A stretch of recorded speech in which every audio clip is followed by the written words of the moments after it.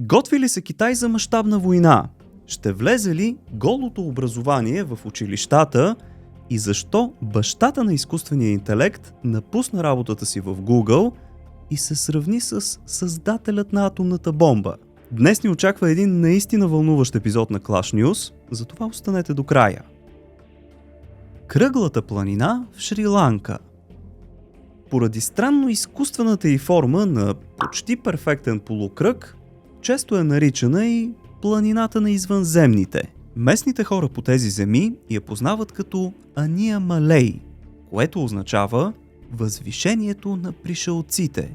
И това е така още от древни времена, преди изобщо да могат да я видят от въздух. Как са стигнали до това име и защо никога не сте чували за нея? Нека ви разкажа. Едва наскоро археолози разбуниха научните среди, като представиха доклад за странните петроглифи, открити в пещера в скалите, които не са срещани никъде другаде по света. Цялото свободно пространство на пещерата е покрито с тях, датирани са от преди 7500 години и никой не може да ги разчете. Някои от тези символи тук са над 7 метра дълги и съвпадат с звездната карта. Интересното е, че растителността около планината не е характерна за района и местните споделят, че често са наблюдавали НЛО. За момента се смята, че гравюрите в тази странна планина са някаква древна писменост, но други отиват крачка по-напред и споделят, че според тях това е някакъв извънземен код. Странни обекти в небето.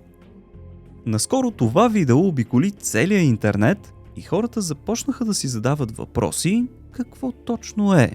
Както виждаме, светлините са странно разделени една от друга и сякаш е част от по-голяма структура, която остава скрита в облаците. Всички си казаха, че това е просто някакъв кран или пък осветление на стадион. Но явлението е снимано малко по-късно и от друг ъгъл.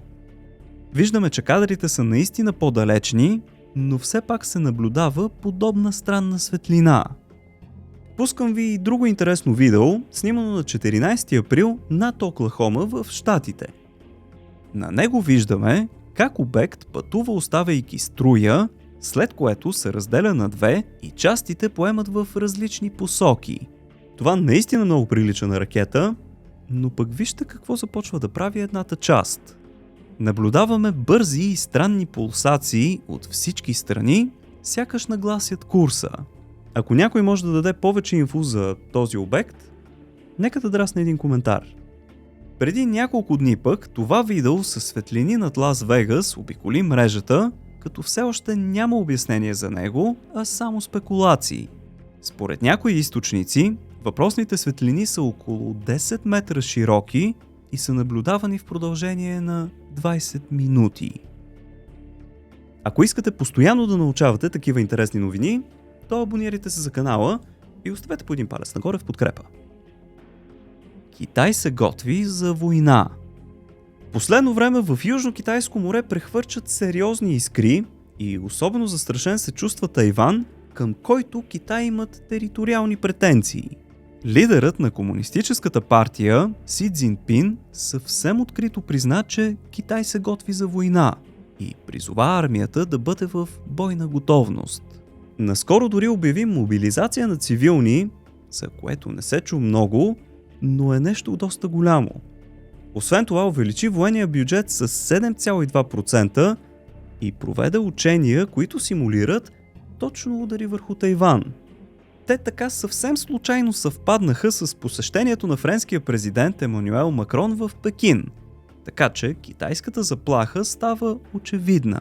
Президентът Джо Байден пък обяви, че САЩ ще защитят Тайван, ако трябва и военно. Анализатори смятат, че Китай може да последва примера на Русия в Украйна и да удари Тайван, само за да провокира САЩ, които нали се явяват като защитници на демокрацията. Знаем и, че много американски компании напоследък се оттеглиха от Китай, което пък удари икономиката им. Като цяло, в момента напрежението около Китай е дори по-голямо от това в Русия и Украйна, но за него не се говори толкова много. Целият свят чака да види какво ще предприеме лидерът Си Цзинпин, което между другото ни води към следващата точка. Краят на долара. Наясно сте, че доларът е световната резервна валута и основата за търгуване на стоки, най-важната от които – петрол и газ. Но това е на път да се промени. Идва ли краят на долара и какво ще означава това? Наскоро Китай обяви намерение да търгува основно с собствената си валута – юан, дори с Саудитска Арабия, която е традиционен съюзник на САЩ. Същото прави Русия, както и останалите членове на БРИКС, акронимът зад Бразилия, Русия, Индия, Китай и Южна Африка, които се стремят към дедоларизация на световната търговия. А от 1 май ги последва и Индонезия.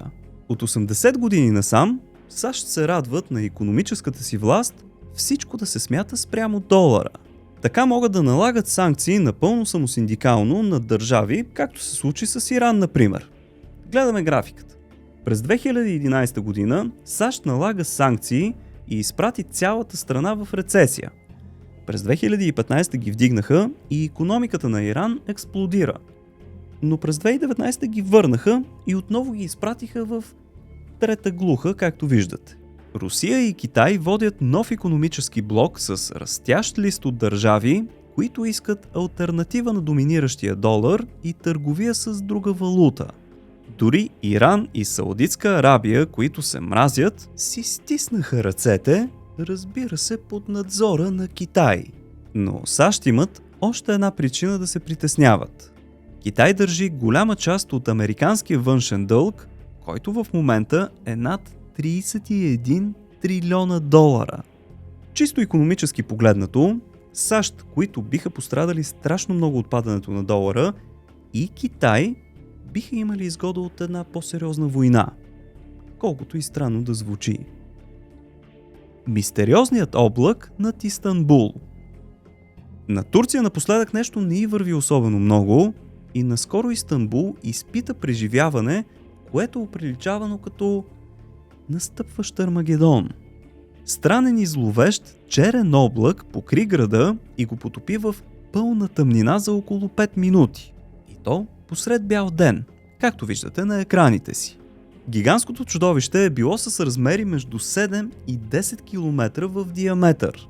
Много хора, ужасени от пълната тъмнина през деня, сметнали, че е нещо изкуствено и наистина помислили, че идва края на света.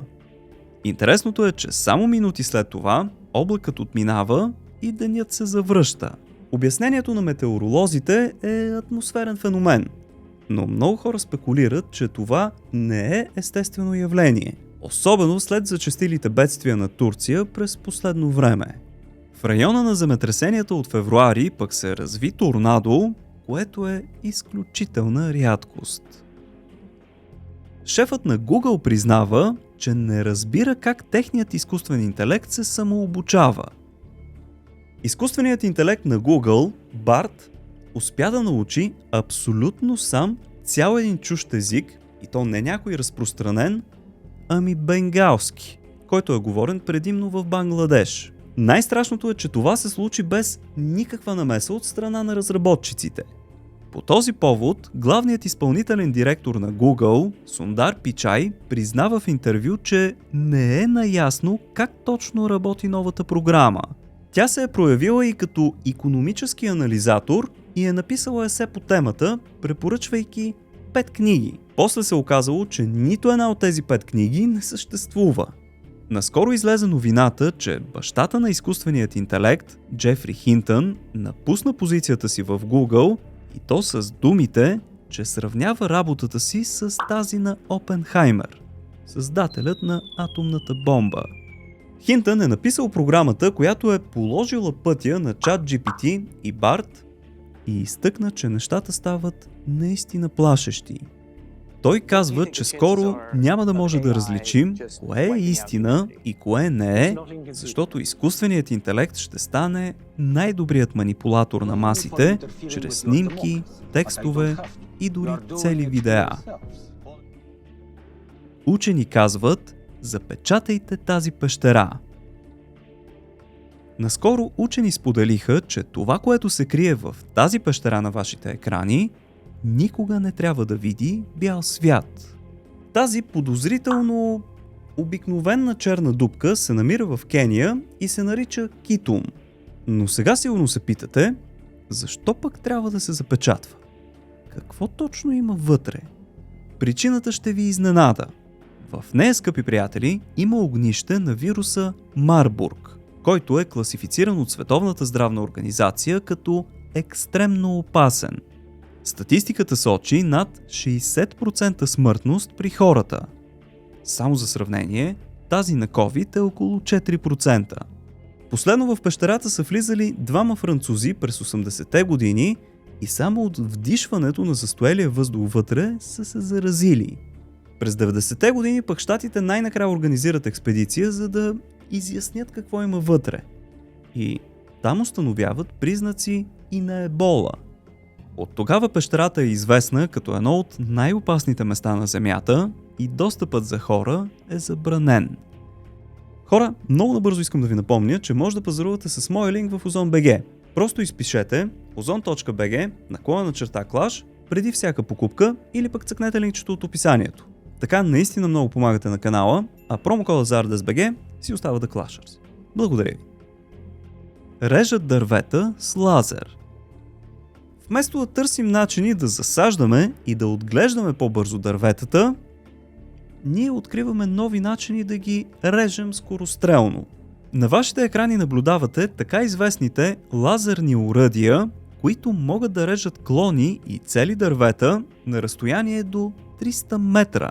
Единственото, което се изисква е правилно насочване, натиска се едно копче и това е. За момента се използват предимно за санитарна сеч, като премахване на клони, които застрашават далекопроводи и такива пречещи на магистралите. Сигурно като мен се питате, какво би се случило, ако някоя птица, например, се окаже на пътя му. Някои марки разполагат с така наречените биометрични функции за сигурност. Тоест, ако някое живо същество попадне в обсега на радара, то лазерът по средата се изключва автоматично. Истинската причина, защо САЩ нападат Ирак. През 2003 година САЩ, Великобритания и съюзниците им нападнаха Ирак с оправданието, че страната притежава оръжие за масово унищожение. Но тъй като такова не беше открито и дори британският премиер тогава, Тони Блеер, се извини, плъзнаха някои теории за истинските причини за нападение. Едната, разбира се, е заради петрола, но другата е далеч по-интересна. През 1920 година е проучен шумерския зигурат Ур на територията на днешен Ирак. Наскоро обаче излязоха снимки на странна машина вътре, за която се говори, че е изпълнявала ролята на портал. Сградата е запечатана, а през 80-те години Садам Хюсейн я укрепва и започват да я изучават. Според конспиратори, той е открил начин да я използва и това притеснило американските лидери. Някои изследователи смятат, че именно през този портал шумерите са получили така напредналите си знания по астрономия, математика и са направили първата писменост на света. До ден днешен има шумерски фрески, изобразяващи неизвестната технология. Историята разказва една много интересна случка и говори за специална огнена пещ. Навуходоносор II, владетелят на Вавилон, накарал 3 мъже да минат през нея. Не само, че се върнали невредими, но те не били сами. Според историята, съществото с тях не било от земен происход. Дали наистина там няма портал между две измерения, или пък така известния Старгейт като от филма, оставям на вас да прецените. Голо образование. Либерализмът на Запада, скъпи приятели, достигна до направо ново ниво. И освен джендър идеологията, която започва да се налага дори върху малките ни деца, което откровено ме дразни, в Великобритания взе, че тръгна ново скандално шоу. Става дума за така нареченото голо образование, по време на което възрастни мъже и жени се събличат напълно голи пред 14 годишни и си развяват, сещате се. За сега те са тинейджери, но не се знае дали шоуто няма да тръгне и с по-малка възрастова група. Освен всичко, то се снима в училище и много възмутени хора изпращат хиляди жалби срещу него, в които го определят като перверзия. Във втория епизод темата била, и сега внимавайте, размерът на мъжките пениси, в която децата трябва да се включват активно. Много искам да ви чуя мнението по тази тема в коментарите, честно. Какво се случва в Чикаго? Странно защо медиите не покриват обстойно и откровено си мълчат за това, което се случва в Чикаго. Положението е наистина страховито, защото необуздани тълпи от младежи опустошават всичко по пътя си. Те се организират и плячкосват огромни вериги магазини като Walmart, които бяха принудени да затворят за постоянно половината от обектите си в града. Като цяло, животът на жителите в Чикаго се е превърнал в истински ад от престрелки, убийства, грабежи и какво ли още не. По кварталите, както сами виждате, почти всяка вечер настава бойно поле. Не е протест или нещо с някаква цел. Младежите го правят просто ей така. Заради постоянните обири, хората се страхуват да отиват и да се връщат от работа и дори да разхождат кучетата си. Държавата се справя трудно и като че ли повече предпочитат да ги оставят да се оправят. Затова на някои места по-нормалните хора организират дружинки, които да защитят собствеността и най-вече живота си. Само реални снимки. Че Франция е направо разтърсвана от протести заради пенсионната си реформа, знаят всички. В един от последните случаи обаче надминаха дори и себе си. Те преградиха със стена цяла магистрала, донесли си бетонни блокчета, цимент и даже нивелир, за да е както трябва, нали се сещате. Властите обаче очевидно не си взимат бележка от горещия нрав на сънародниците си и са на път да прокарат един закон, който ще засегне цяла гилдия. Тази на инфлуенсърите. На всички ни е ясно, че снимките в Инстаграм нямат нищо общо с реалността и са почти винаги силно разкрасени. Франция обаче е на път да забрани това. Проектозакона ще принуди всички качващи съдържание в Инстаграм и другите социални мрежи изрично да изписват дали са използвали филтри или са пипали снимките по какъвто и да е начин. Санкциите за нарушителите са сериозни. До 30 000 евро глоба и забрана да се използват социалните платформи.